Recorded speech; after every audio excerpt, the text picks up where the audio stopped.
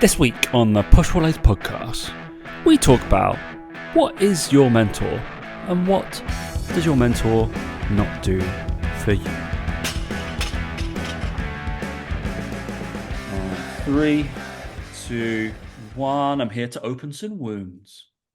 Hey guys, welcome to the Push Pull Legs podcast with myself, Damik. And me, Coach Carnivore Cat.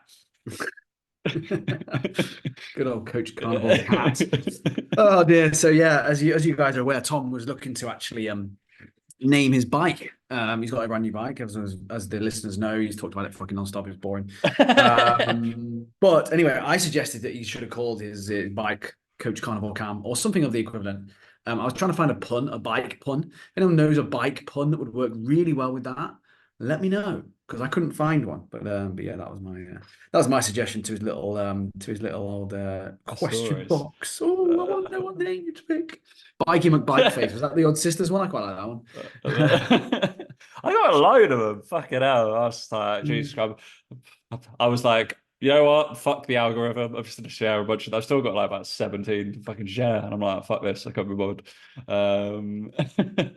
Yeah, my sister, because I did say it because she's turning about fucking 86, replied to me on Facebook Messenger. I was like, what the fuck are you doing? I was like, why are you on here? She was like, oh, fuck. Sorry. I was like, well, I tagged you in fucking my one actually, on social media. So yeah, Ian, brilliant. Can I see it on my laptop? Bikeal Jackson, very good. Dan, I enjoyed the Dan. I was like, yeah, we've got Wheelie McWheelface, Velociraptor, Bike Nado, Chain Reaction, Reaction's not too bad. It's pretty good, isn't it? Cycle McCycle Face, brilliant. My sister, everybody. There's a few, but I don't know how to view it on. I'm using my phone as my camera, but I don't know how to view the insights or whatever on. Like Instagram is shit on desktop. Like actually is a thing, isn't it? It's because it's not designed for it, is it? Absolute pony. Well, they need to sort their lives out. How do I? Can I do it? Click on sit? No, I can see viewers, but I can't see anything else. I know I've got a bunch more. Anyway, if you're really eager, then come and ask me. I'm annoyed that not many people got my. Basically, if anybody's on my email list, we talked about something on my email list the other day. Well, in the future, that I do a little quote from somebody, and I did a Phil Dunphy quote from Modern Family, and I like doing funny quotes on my email list. Yeah, Modern Family's not funny, so that wouldn't work. How dare you? Wow, really? You don't like it? Never watched it. Never got into it. You never watched it? No, I never found any of the clips that seemed funny. I don't get the money in the clips. I don't think the clips are funny. It's never drawn me in. Yeah. Oh, I've watched it. I've watched it twice all the way through. Yeah. It's like good, so good. It's that good. What's it comparable to? Compare it to something. Compare it to a comedy. I feel like the silly comedy is like what I'm watching at the moment, which is It's Jess. What's that one? I'm literally watching it at the moment. How have I just drawn a blank? You're useless, mate. No, I don't watch anything current at the moment, which is really well. I watched the Man City. No, I watched the Man City behind the scenes documentary. That's good. There's some jovials. You're just watching. You think fucking Only Fools and Horses is current, so you're like, mate, it's classic. That is a classic. So you can't forget that.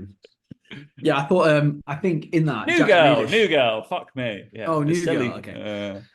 On the old Man City documentary thing, I think Jack Grealish comes across really well, and so does Erling Haaland. Actually, comes across really well. Okay. Yeah, and Erling Haaland, by the way, definitely is not as clean cut as he suggests with all his diet and everything. On like social media, they let a few things slide in there that you realise he's sat there like he's on aeroplane stuff, eating like fruit pastels and polos and stuff, and then Jack Grealish drops him in it, and he said, "Oh, he ordered him a Domino's pizza one night and all this," and it's like, "Oh, okay, now it's coming out." He's like this. Oh, he only eats really good natural stuff. And it's like, yeah, bollocks, dude. Absolute bullshit. No, everybody's got their little things. It's absolutely fine. Fucking yeah. There's moderation in it, but we're all good. Well, he's not carnivore, that's for sure.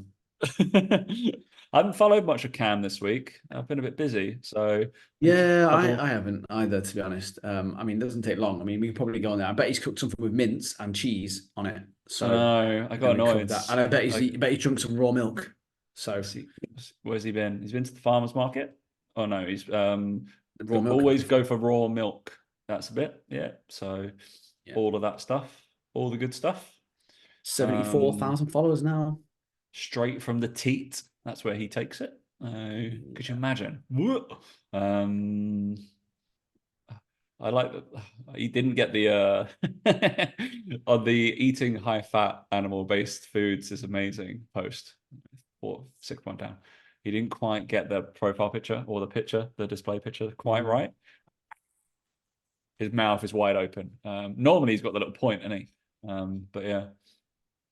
He's just it was the high intensity interval workout that I thought you'd pick up on first, mate, because I know you're about that life. Yeah, I'm about that life. It's fine. Right, he's got more likes than me. So apart from I reached 2 million on that old reel the other day. I was quite proud of myself. Buzzing. Obviously, none of the other ones have hit that since, so but we're all good. Obviously, all the followers from it, probably 100. High intensity intervals with 0 carbs. Why you need to tell us about 0 carbs? 8 rounds of 20-second interval runs, 30 double unders, and 10 wall balls. I'm annoyed that he's done it that way around. 20, 30, 10. I would rather 30, 20, 10 or 10, 20, 30. Just for symmetry.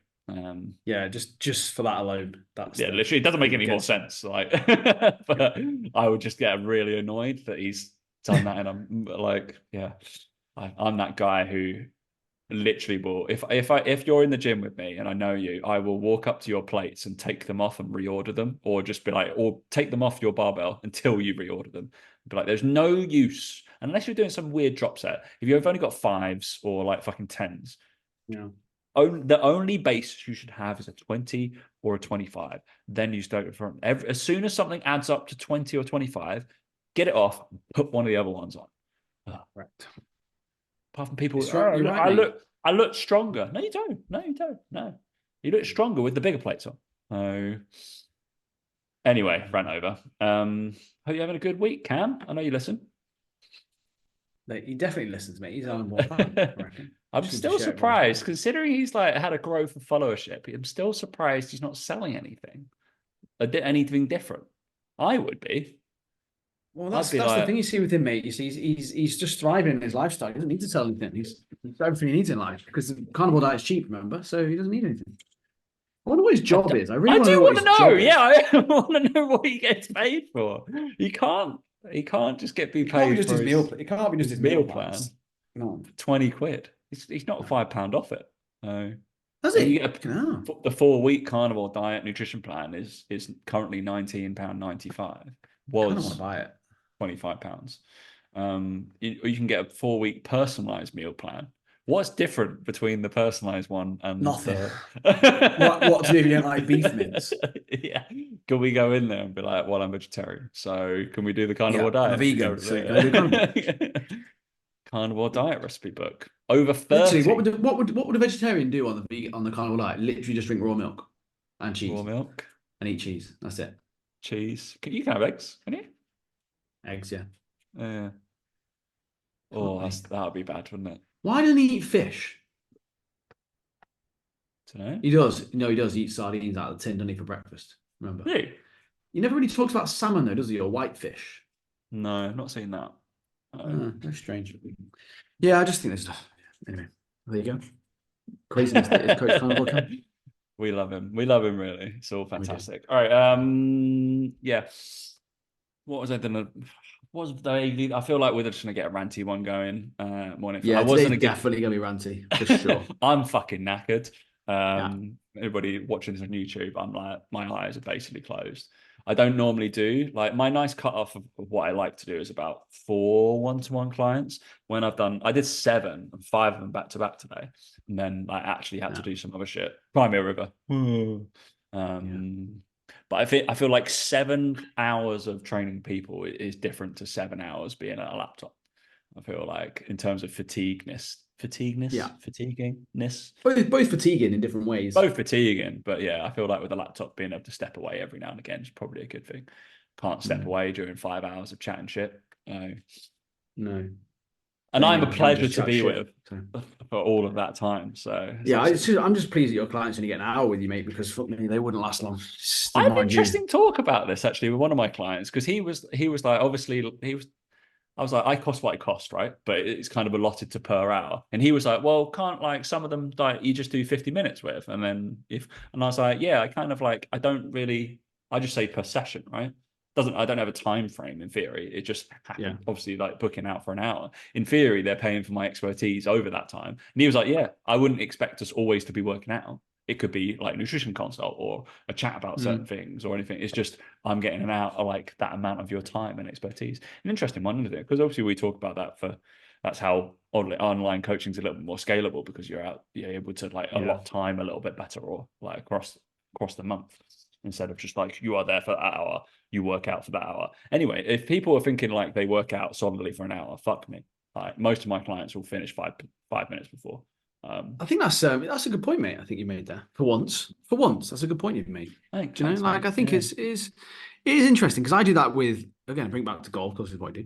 But Mm. when buying golf lessons, it's like I buy a pack of 10 lessons and it's like 45-minute lessons, but like last lesson on Saturday was like an hour and 15, and he didn't go, oh, Mm. that's 2 sessions worth. He just based on each session, it's just like, well, whatever we need to get done, however long I think it needs to be done. Like you said, at that level, people that are slightly higher up and charge a bit more, I think that's it's definitely more their discretion where they're like, well, no, it's going to be this because we need to go through it. Likewise, Yeah. if you had a client who was doing a finisher and it was like 2 minutes over the hour, you're not going to just stop at the hour and go, do that yourself, carry on, see you in a bit. Like Well, you just go, even well, even let's but finish it's it. stuff like that as well. People because there's a girl that I do 90-minute sessions with, and but for the last like 15, 20 minutes of it, honestly, she doesn't care if I'm there or not. Yeah. Like she's because I and she's got some sort of kind of conditioning metcon stuff, and she knows the drill. I literally ask her to put her headphones in and like that kind of stuff, and it's just like, all right, I've written the stuff that she's doing. Like I don't actually need to be there. Really, she wants me there as some sort of accountability, but she doesn't mind if I'm like sending an email or something like that, or she just double checks stuff, and I'm like, yeah, it's cool. But I guess it's like, That's yeah, pretty because cool. I'm writing the plans and stuff like that. It's fine. It's a weird one. Also, because there's certain coaches that won't ever like lead their clients' sides as well, and I will quite Yeah. happily walk across, like fuck off, go Yeah. fill my bottle Oh, up, come back, all that kind of weird stuff. I'm just like, no. I'll shout across the room and be like, three, two, one, you're done. And like, 100%. cool. And I find it odd Yeah, that coaches feel like they can't do that. Again, I think yeah, it just lends itself to that whole thing of they feel like it's that they are paying for their time. No, they're not paying for expertise. yeah. Like, They're paying get for your my head around that. expertise, and I'm like, no, no, no. I'll tell you if you're doing it fucking wrong. Like, crack on. I trust you. Like, Yeah. yeah, do it. It's fun. Element of trust. If you're not, if you don't do it right, and how I've just told you or whatever, and I've been like, yeah, that looks good. I'm gonna go get a drink. If you Yeah. just stop, then like, what are you doing? Like, all right. Well, I'm not always gonna be right to hold your hand. Anyway, but yeah, expertise. It's that kind of thing. I'm just like, yeah, yeah, fine. We could sit down and do Yeah. programming and talk about stuff for like 20 minutes, and then we're like, actually, we haven't got that much time to do a lot of like workouts and stuff. Interesting Mm. insight, isn't it? So because obviously I was talking about this person actually. There's a girl that I'm training currently. I used to train her online, and now she was like, actually, Tom, I want to do in person. She made the switch, and we'll talk about this a little bit for one-to-one humans because she obviously she enjoyed one-to-one coaching, but she actually wanted to spend more money with me. But in Crazy. terms of like the one-to-one stuff, and I'm sure we find it when you're doing like calls and stuff like that, you're able to make snap quick decisions over the time. We probably online coach for 6 months, then we had a little gap. Now she's come to me and she's seeing me once a week for normal coaching, and I do her other workout as well, so I just write a plan. But in the month that we've spent together now, I've fixed about 3 or 4 problems that I couldn't whilst I was doing online coaching, just Yeah. because I'm able to make a snap judgment. I'm like, no, actually, I want this to happen here. And I've changed, God forbid, I know, every single workout has been slightly different because Right. I've wanted slightly, only very slightly, because I've changed something in a lunge pattern. Because I'm like, actually, I want this to happen today. Oh, I want this to happen today. I need that knee to be over here or like knee way over Mm. toe to make that structure differently. But there's certain aspects, and we're going to talk about it in terms of one-to-one coaching and online coaching and stuff like that, that one-to-one does trump. Um, one for obviously social interaction, but that like I can't do that. I've proven that I couldn't do it with her like online. Like, I couldn't change certain things, and now we've managed to solve a knee issue, which he had for fucking ever. Even the magic of my programming, but I can't see it. I'm literally not there to fucking see what's happening. So it's always it's a little bit tougher to do some of the rehab. But yeah, it's interesting. But yeah, she obviously wanted my bants for an hour. Even more check-ins weren't enough. Tells you everything you need to know, doesn't it? But yeah, so I think you were just alluding to it. Like, so we'll talk about the first topic's going to be one-to-one, like contact, I guess the lonely world of online coaching, right? And what you were talking about prior. And then the second one, what we're going to talk about, and we're just going to wind Dan up and just let him go a little bit, is I guess we can put it from one angle, what your coach is not and what your business mentor is not. Because I do a little bit of it, but I get a little bit more control, I think, because I don't have the vast people that you may have that you're chatting to on a weekly basis. But I think it's probably something that, I don't know. I did see a post about certain things today in terms of like aligning. I think it was Simon Mitchell made a post about it, about aligning your kind of offer to your like clients instead. It's like, you must have this before you sign up with me, instead of like, oh, it's free, so blah, blah, blah, blah. It kind of speaks to me in that. Okay. So what your fucking business mentor is not, sounds like I think it's gonna be quite funny for Dan. We're talking about this first, are we? I don't know. Are we then talk about that first? Are you going to get annoyed first? Whatever, just the way you would describe it was like, let me just run off and run. No, we'll talk about, so like, obviously you were saying that one of your clients, obviously, most people will come to you because they've done the online stuff, like Adam Haley or, God forbid, some other person. They will come to online fitness business mentors because they want to leave the gym floor. People don't come to me for that because they want to kind of stay on the gym floor but have a little dabble on both. And yeah, but you will always, pretty much because I know you're always going to say, don't run away from it that quickly. Yeah, I just think it's really overplayed. I think the whole it depends what you want out of your life, I guess, to a certain degree, but I think there's a blend to be had for sure of like, you don't want to have all the hours in the gym floor and you don't want to spend all the time in the gym killing yourself, of course. I just think that the online world is really overemphasized about how good it is and how the gym floor sucks. And I just think it's really overplayed in certain marketing from certain people. Because it's definitely an area that I'll hold my hands up. I miss it. I miss the human interaction. I miss the banter with people. And it's funny actually, because watching like the Man City documentaries and stuff, it does make me go, fuck, like that was a great thing about football, is you never felt lonely. You never felt like you weren't, you're always part of the team, and there's always a reason to be doing something, and there was always something going on. And I think with PT as well, we still had that. I remember when we had PT together, there was always someone around that you could joke with, have a laugh with. Sure, look, doing 10 PT sessions, doing, basically 3 lots of 3 back to back. It's not amazing, but it's also not horrific. It's not amazing, but it's not horrific. And I think that looking back now, if I could have my perfect dream as an online coach / PT, it would be to get up and have to go and do PT, because I actually quite enjoyed early mornings, didn't mind early mornings so much. Let's say, rather than say your first client at 6, you might be like, oh, if you were fully booked, you could pick that client to be at 8, for example. Yeah. Right. If you're fully booked in your position like you are, you can pretty much dictate your time to go, I'll do work when the fuck I want to work. You'll fit around me if you want to work with me.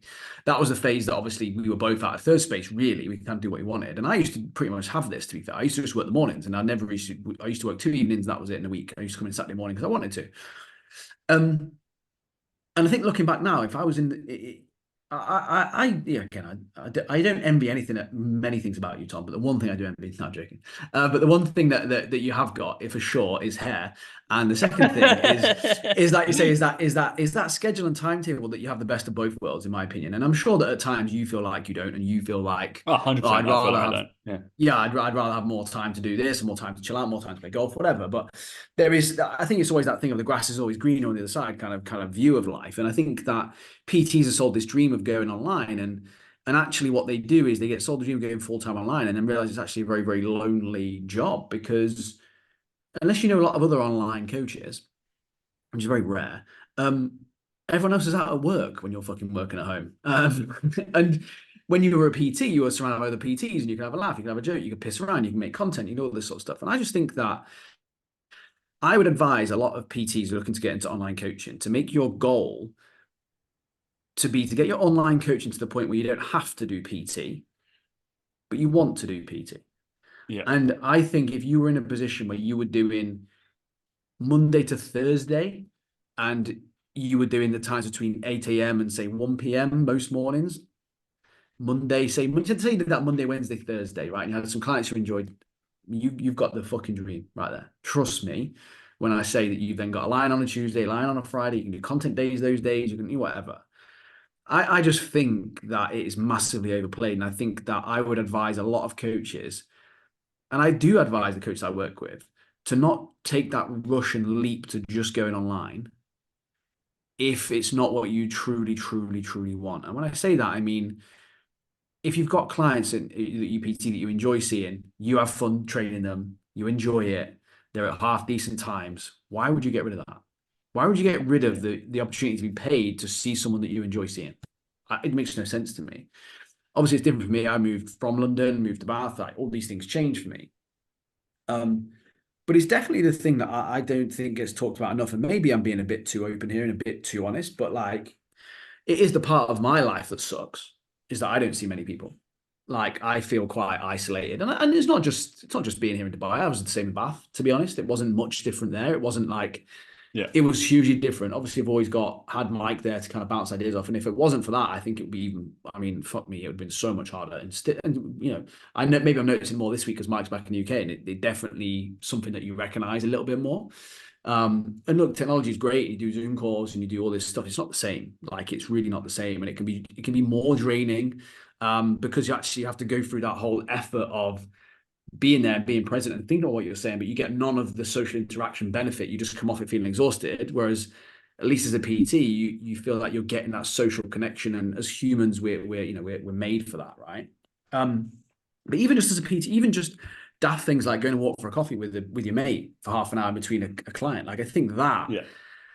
is so underplayed. Like you don't get paid for that. Like you don't do that, but you don't do that as an online coach. You don't have the option to do that, and you don't have the ability within your day to do that. And unless you're an online coach who wants to travel the world, I just don't think it's worth going full time online and ditching all the PT in such a hurry. I just don't see the benefit of doing it. I think it's a really nice place to have the online and then have it as I could just go to PT if I wanted to, but I don't want to. I quite enjoy it. And I get that some places it doesn't make financial sense because you might pay rent and it's like, well, what's the point? Because like I don't cover my costs if I only do 4 sessions a week, blah, blah, blah. But then it's like when you put your prices up to reflect that and you make sure you're in a position where it is worth your while, obviously.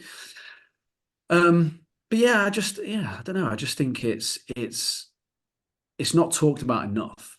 And a lot of the time, one of the coaches that I deal with and speak to, it's like they're just in their head too much. And it's because they sit in their office on their own all the time. That's the struggle that they face more than anything. And the stuff like, yeah, you just described there, like the being able to just go out, have half an hour for coffee, meet up with people. Obviously, like I work for myself, but I'm in a community in theory. But we can go do that, and I'm not far away from some of the third spaces, so like I can just meet up with a couple of people there. But yeah, it's time away from your business as well. Like I think that's underplayed because obviously when you're in the office or you're online coaching or whatever, you probably if you're like, oh, but Dan, I can walk to the coffee shop by myself, and I'll be like, yeah, but you're not chatting about like if I'm meeting up with Anit, like I'm gonna be like well, how the Liverpool game was or how's Emma or all that kind of stuff. And when you leave the gym, you feel like you're leaving work. Yeah, it's like all whereas right, for me, it's like at home, I'm just always on because everything here is like my daily office is here, like everything's here. Yeah. And then because like obviously like I do between probably like 15 to at tops like 25 to 30 sometimes when I run slightly oversubscribed, right? So for my one-to-one business. So when people are away, 15 sessions a week, so say 3 a day. And then when people are here, 25 to 30, so it can be like 5 a day pretty much. Like today I did 7. That was only because I'm not working on Friday, so I cram people in a little bit more. But exactly how we do, I do sometimes feel like I don't have enough time to properly go at my online coaching all the time, but I'm quite happy in the fact that I'll be very open. Like I earn good money from my one-to-one coaching, so I'm not like don't need to like scream at it and be like, this must be super growth the whole time. I'm like, no, it's fine. Like if I pick up 2 clients every month, like we talked about, it's like I'm good. If I do that for 2 years, I've probably got an okay business. If I do that for 3 more years, I'm probably doing all right. Oh, and that will just snowball and that kind of thing. So it's absolutely fine. And that's generally the rate I go at. It's just like, yeah, fine. I'm actually good with that. It's very predictable. I know what's happening. I'm probably a little bit better at it now. But I feel like the only thing that would annoy me from building up your online coaching is the ability to shut off time because you've got those online clients. But I wouldn't give up the social interaction. Like, No, I was talking like, 100%. so Danny Bosworth is a girl that I know who lives in like Manchester, and she made a post about this exact topic, and it's just only because we were talking about it and you'll get it. Like, I'm sure Mike, that's why you say like Mike loves those events because he wants to fucking see some humans more than likely, who are all interested in him about what he's doing and stuff like that. And it's like, she was the same. She was like, I need to make more time doing nutrition consults because I like meeting up with people. Maybe like, even if it was one a day, like I'm sure you'd look forward to that PT session if you're just doing 1 session or 2 sessions a day. Like that's not a lot, but it gets you out. You can train after. That's 3 hours done. Cool. Then back to your online stuff. 3 hours out of the house or 3.5 hours out. It Like also gives doing you something. structure to your day as well of like, right, I'll Yeah. do this before I go. When I get back, I've got this left to do. Whereas often at Correct. home on your own, you've got this list of stuff to do, but you just wait and you just You just procrastinate. procrastinate on it and Yeah. you just don't actually do anything.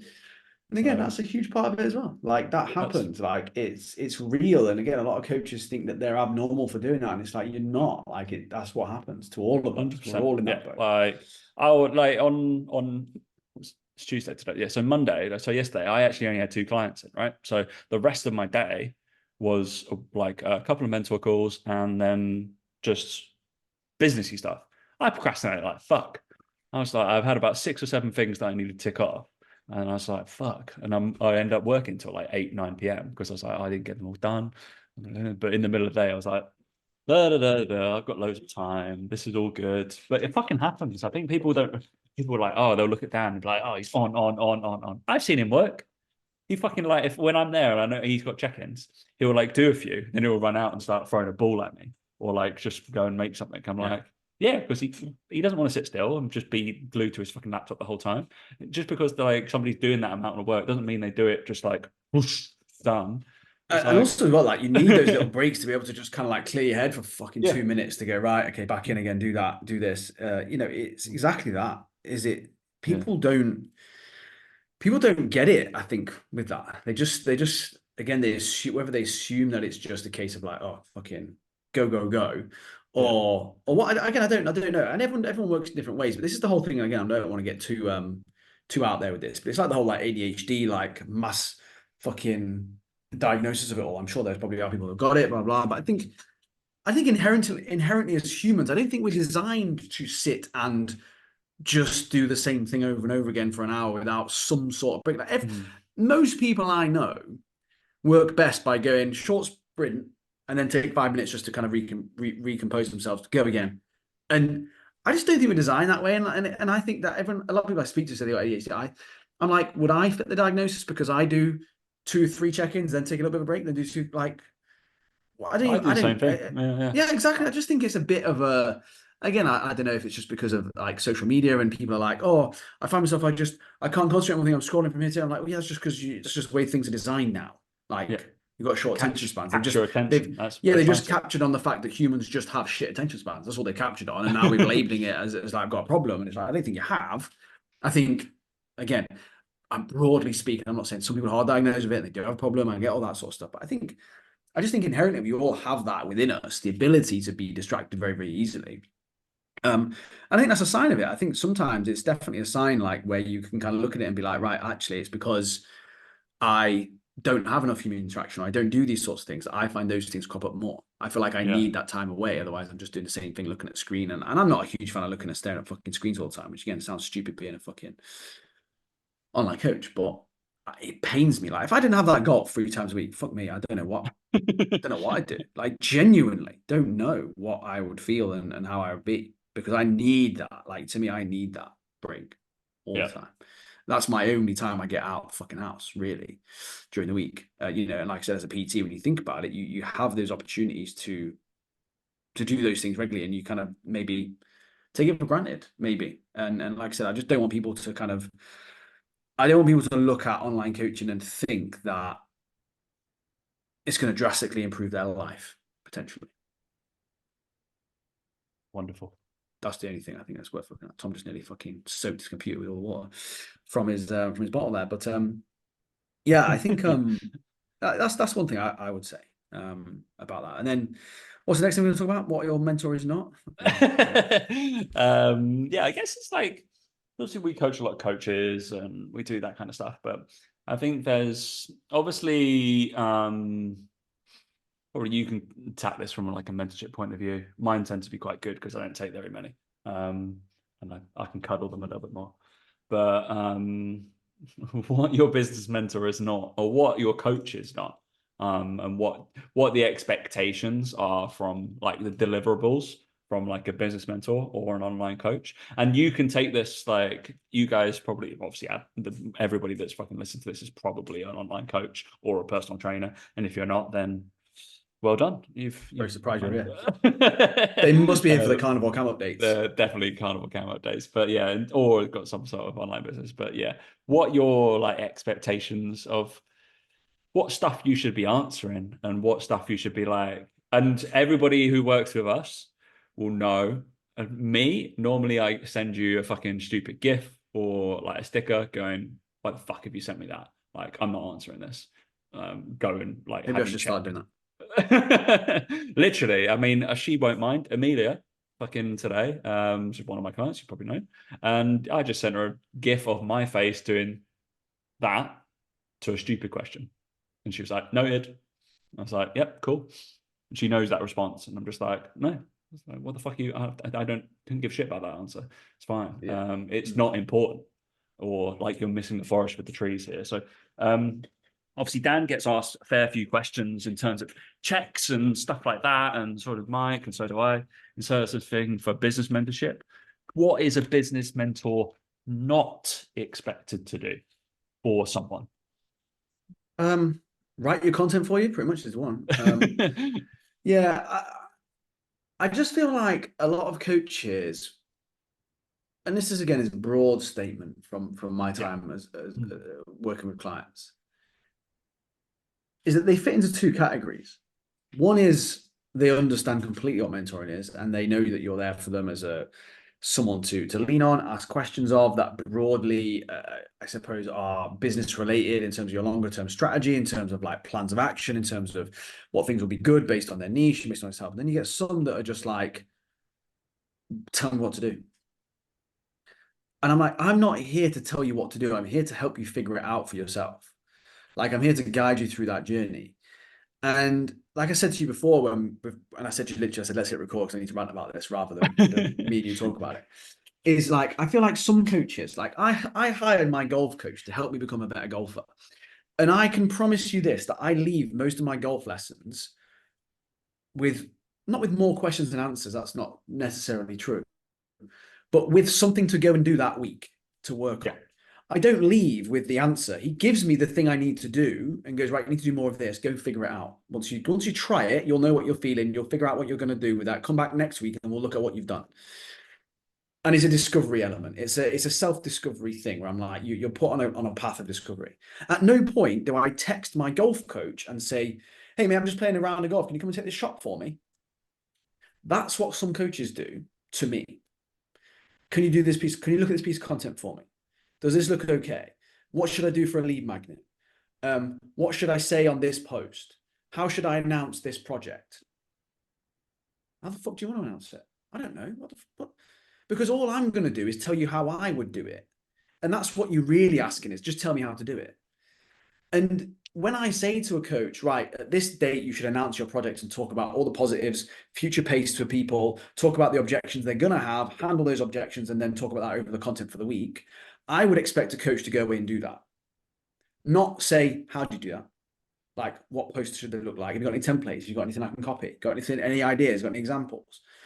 That's the biggest struggle for me, is the complete lack of self-discovery and like I thought as going into the mentoring space that my day would be spent strategizing, being a sounding board. And I feel like as a mentor, your best place and your best use of your time is actually to be asking the questions. Is that Yeah. if I had a mentor and I had an hour of their time, I would be like saying, if I said to them, for example, like, oh, how would you approach this? I would want them to say, well, how are you thinking of approaching it? Well, I'm thinking of doing this, this, and this. Okay, cool. That would work. I would consider this, this, and this as you do that, but that's the right way of doing it because that's your way and that's how you have approached it initially. I'll then guide you to that point. And not enough coaches are happy with that as a response. They're not happy with me asking them, well, how would you do it? And I start doing it now. And it's funny how I get very few replies to that question because what they actually want is it in a Google Doc. Oh, can you give me the template? No, Yeah. they don't have a template. Fucking write the template yourself, figure it out. Because all you're going to do is use the template of the way that I would say it, and that's not how you would say it. So it's pointless. It's exactly like it's like me asking my golf coach to take the golf shots for me. How is that ever going to help me? It's never going to help me in any way, shape, or form. But he would say, for example, how do you want to hit the ball? Well, I want to get more of this shape, and I've got this shape. Okay, cool. So you're currently doing this shape, and how are you setting up? And look at yourself in this video. Look at how you're setting up to get that shape. What do you think you need to do to get the opposite shape? Based on my knowledge of golf swing, I would say, well, I need to move this foot and move this hip. He goes, correct. So why don't you practice that? At no point has he told me what to do. He's let me figure it out based on my knowledge level and where I'm at. And too many coaches come into coaching with a severe lack of knowledge, which again is fine. I've got no problem with that. But that's exactly why we have the videos for you to go away and upskill on the knowledge. But the problem is that they go away, they look at the knowledge, and they then come back and go, yeah, but how would you do it for me? Ridiculous question to ask. Ridiculous question. I've just told you in that video how I would do it. And your mentor is not there to do it for you. And I think too many coaches expect it given to them on a plate. They want everything handed to them. They want everything checked over. And I'll tell you what, me and Mike say this all the time. Because me and Mike used to work with Suck initially, and we also now work with another mentor who's helping us with our other business that we do. If I would be embarrassed to ask them some of the questions I get asked, I wouldn't even ask them because I'd be like, they're going to think I'm a fucking moron if I ask that question. Because the amount of times I could reply, Google it, is astounding. It's like people just WhatsApp you instead of going on Google. They just, well, because they can. Well, why not WhatsApp you? Why not figure out how to do it yourself on Google? Because that's what I would have done. That's what I would have done. Like, so for example, we mentored by Suk. Suk said, we'd have a meeting, for example. He'd be like, yeah, so guys, you're pretty full with one-to-ones. I think it's probably time you look at doing a group coaching program. They're pretty successful. It's really a good idea for you to get a flow people into one-to-one on the back end, but ultimately it's going to take less of your time. I think about creating an 8-week program. Go away, have a think about it, how you'd set it up and what you'd do. I didn't then message him going, so mate, how do you do week 1 coaching then on that? How would you do week 2? What would you add in? No, we then come back and go, right, here's what we're thinking for the 8 weeks. Here's how we're thinking of the start date. These are the things we're going to think to do it. How would you launch it? Right. In terms of a launch for something like this is the lead time. These are the things you need to consider. This is how I'd incorporate this, put it all together and let me know how you got. That was it. Like that was literally it, right? That's what I expected this to be like. But instead, it is literally like, what email do I send? What time do I send it? What day do I send? I'm like, come on. Like, that's not what I'm here for. No. Really, that's not what I'm here for. And because I provide you the templates to do that, doesn't mean, you just copy them exactly. And again, the amount of coaches do that, by the way, you give them a template. So with our group coaching, we've got a template of all these emails, right? And we go, right, here goes a template of emails that you could use that, that worked for us. The amount of them that just copy and paste them with their own name of the thing in, astounding. I wouldn't do that. I couldn't do that. I'd want to make it my own. And I work with some coaches and I'm like, I thought you had your own niche. I thought you had your own way. I thought you had this nailed. And then I see that they've just sent out the exact emails that I sent out, that I wrote with my own brain to my niche. And I'm like, cool. And it tells me everything I need to know about that coach. Well, they're not where they need to be yet. They don't understand half the stuff yet. Because I know, Tom, if I gave you those templates, you would take the basis of them and go, right, I'm going to rewrite these exactly how I would write it, using the same concept. Yeah, you're looking, because I feel like obviously the kind of thing on templates and stuff, it does seem like a big, because something I obviously get asked, and I've got tons of stuff over the years in terms of like coaching templates or workout templates and stuff like that. And I'm like, I can't write your client's program for you as well, stuff like that. It's like, I've never seen them move. I don't know what their goals are. I don't know what's happening. But I can give you a template. It's like, oh, but yeah, they're doing a fat loss program. So what do they need to do? Give you 80% of it, like, but it's not going to be groundbreaking, is it? All this kind of stuff. But that's the templates are big in terms of like put your personality all over them.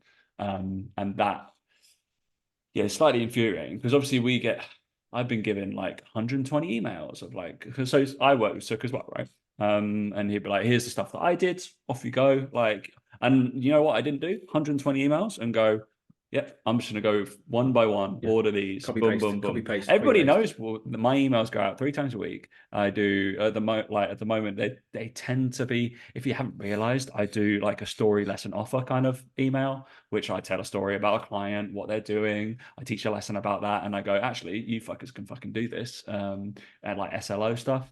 And then I do an educational one, which has got no sales whatsoever, subliminally, probably does because I'm position myself as an expert, that kind of stuff. And then I do a funny one, something I find interesting, but that's the one that gets more shares or sent back to me and like, this was funny, that kind of shit. But I do not go into like Suk's email templates and go, but I've learned from his email templates because there were certain things that he did. Like a certain, like, it's cool. But I've learned from my mentor indirectly through his template. But what I didn't do is message him and be like, do you think I should send this one out this week? Don't know. Maybe. Have you sent one out this week already? I don't know. Have you what like do it every day for all I fucking care. Like, I don't know. Do it. Yeah, just do it. See what happens. Then come back to me when you that's more of the action kind of stuff as well. As long as it's not completely moronic and you thought about it for more than 5 seconds, I'd rather you just go, trying this, we'll feed back to you. Cool. Awesome.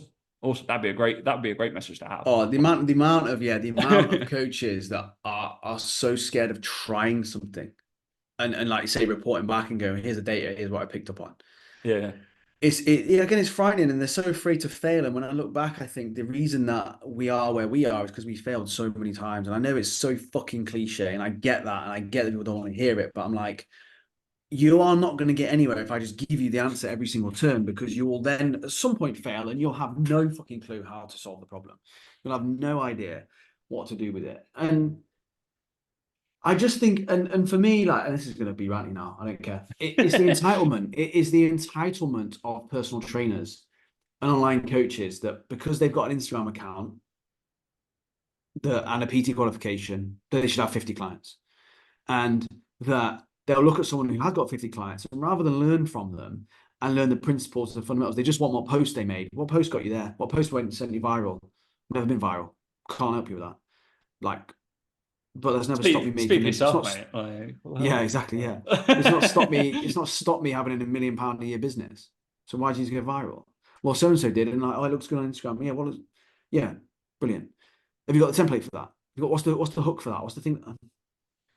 Right, how about you figure out fucking hooks for yourself? How about you figure out what hooks you like? What hooks do you like? What things make you stop on Instagram? What style of content and videos do you like?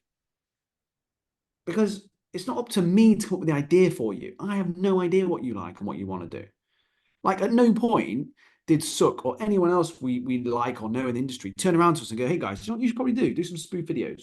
Like, because they seem to be going quite well on Instagram. Yeah. No, me and Mike just like spoof videos. We like it.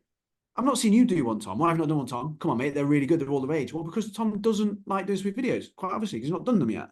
Right? Likewise, with the skit videos, I can't imagine Tom doing a skit video where he does 2 different characters. Because I know Tom, and I know that's not really his bag, right? No. I know people that do them really well on Instagram. It'll Great. be shit That's as great for well. them. That's the thing. It's just I'm not going to be like, actually, I'm going to force my personality into it. I think Adam Haley did a post about this.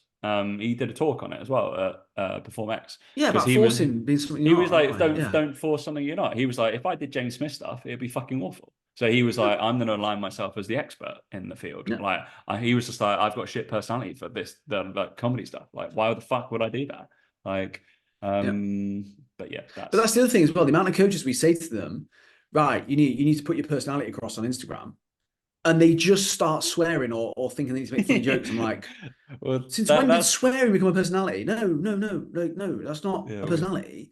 Like Even that's not what we one mean. of my coaches noticed that about some biceps people, and he was like, "Why do they all swear?" Yeah, And I like was like, "I don't know." it's baffling. Um, Like because I don't think we actually swear that much in our content. Do you know when you kind of think we don't swear that much. We do it for emphasis at certain time points, but it's just this whole thing around like, oh, that all of a sudden you have to have a crude innuendo, sexual innuendo in your content now. What? When did that become yeah. a thing? Like it just and when we say put personality into it, that's what people think.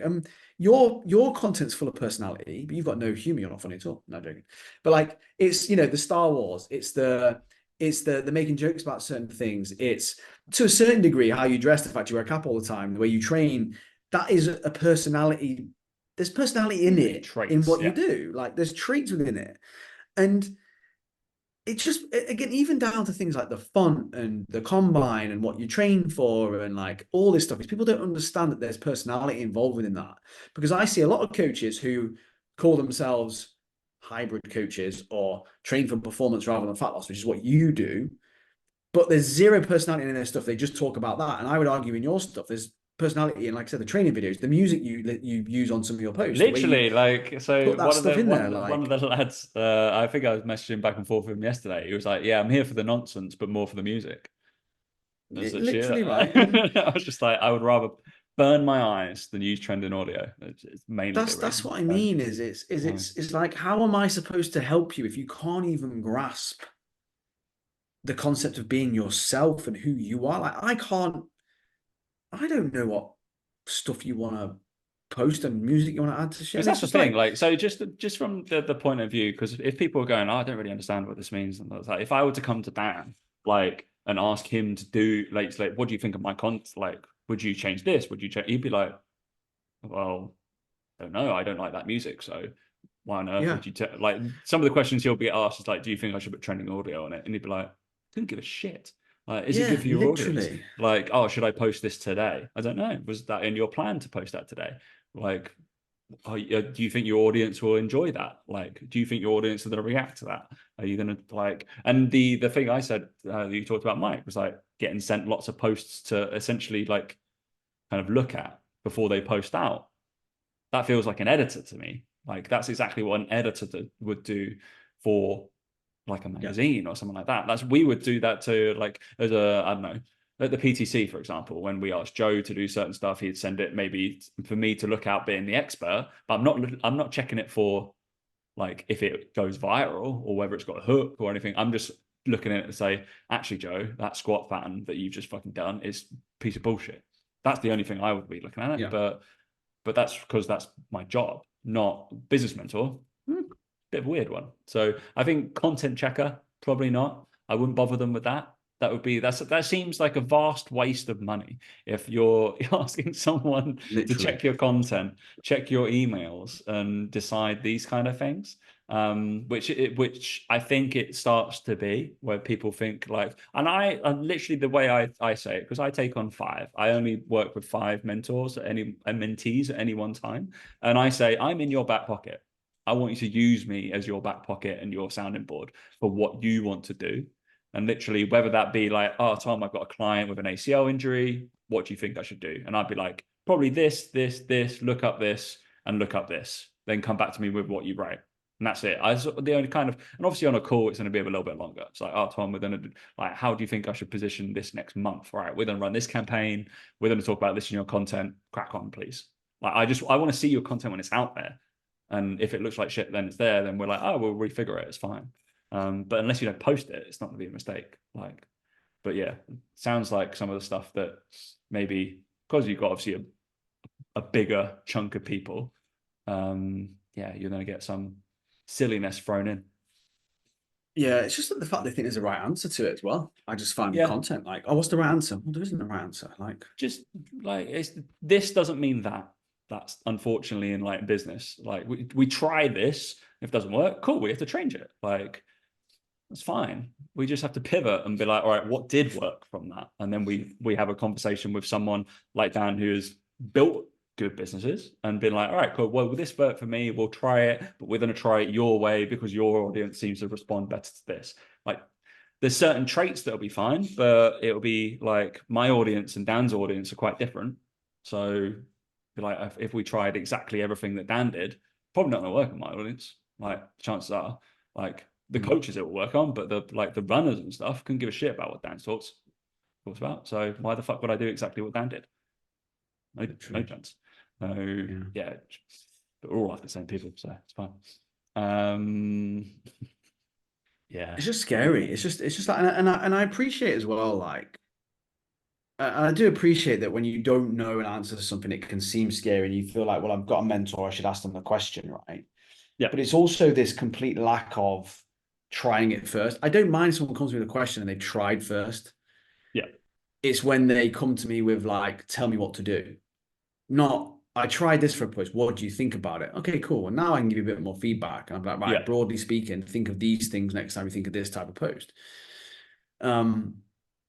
Yeah, that's the thing for me. Like I said, I think it's asking yourself that question of, is this the equivalent of me asking my coach to kick this ball for me? Like, again, like a football coach, they don't kick the balls. Are you doing the same thing? Are you effectively asking them to do it for you? Because I think that would stop a lot of people in their tracks from sending a stupid message. Put it that way. I think, try it and then do it and get feedback. Like again, like if I went to a golf coach, I was like, I'm trying to hit a draw and I can't hit a draw. Okay, cool. Have you tried it? No. No. Here's 20 videos of me trying it. What do you think I'm doing wrong? I can see straight what you're doing wrong. You're doing this wrong because you know. Okay, brilliant. Better. Yeah, cool. Like that's the thing, is like just using those examples, going, okay, cool. Am I doing the equivalent? Am I doing the same thing? That's all I would say to people. It's just, fuck me, like just think. Use your brain. Just think. Anyway. Most coaches don't, so by doing that, you're well ahead of them already. Like, literally. Right, mate. Rant over. Done. Rant over. But yeah, but you're paying a lot of money for business coaching. Like, use it. Use the questions wisely. I feel like, get the most out of it. That's not the most out of it. Like, don't sweat the small stuff like that. So yeah, I'm sure there'll be a few hundred coaches being like, shit, I sent Dan this really cool Instagram post yesterday. Right, it's fine. Like, he liked it. It's fine. It's cool. Yeah, it was great. Right,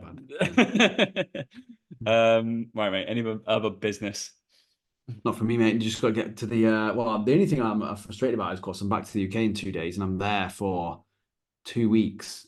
And then when I get back, I've only got 2 rounds of golf before the Dubai Open, which I'm worried about. I've not got much golf between now and then, mate. I've only got a few rounds, a few practice sessions. Mate, it might be as much as what I play. I know. That's what I'm worried about. So that's the only other thing I'm stressed about. So I've got to figure that out and make sure I get some practicing somewhere along the way. But I'm sure it'll be fine. Very exciting. Very exciting. Will there be I'm probably learning about this now because obviously you're traveling. Will there be no podcast for a couple of weeks or? Yeah. I mean, I'll probably be able to do it. No, I'll probably be able to do it next week. It'll be the week after. That'll be the challenge. No, just 1 week, isn't it? I don't know. Just 1 week, I think it's just 1 week. Let me look at the dates. Yeah, 23rd I'm back. St. George's Day, boy. I'm back then. Back on the 23rd. So it won't be 2 weeks, just be 16th. Lovely. All right, yeah. Unfortunately, there'll be going to be a lot of golf content in about 3-4 weeks on mine and Dan's Instagram. So damn right there is. It's a lot. Yeah, it's all right. It's all right. It's like non-stop. We've got to get a trophy. All right, guys. Thanks for listening. We will catch you next week. Later.